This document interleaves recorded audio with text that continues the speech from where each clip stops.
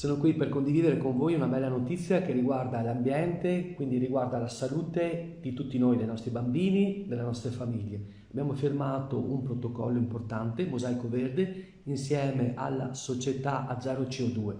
Che cosa comporta questo protocollo? La piantumazione nei prossimi giorni di 1000 alberi in una porzione di circa 1 ettaro tra via Canaletti, via Risorgimento e Parco Buozzi.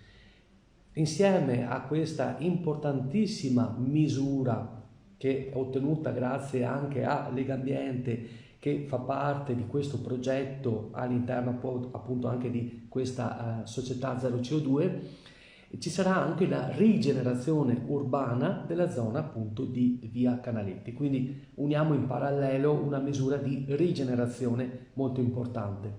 Questa misura e questo protocollo permettono ad Adria di portare avanti le strategie all'interno sia del piano del verde sia del PAESC, cioè quel piano in cui Adria è capofila insieme ad altri comuni amici del territorio per andare a ridurre la CO2 e per andare a ridurre anche l'innalzamento della temperatura. Sappiamo che sono due elementi fondamentali per cui la sopravvivenza dell'umanità stessa è legata in maniera indissolubile a livello internazionale.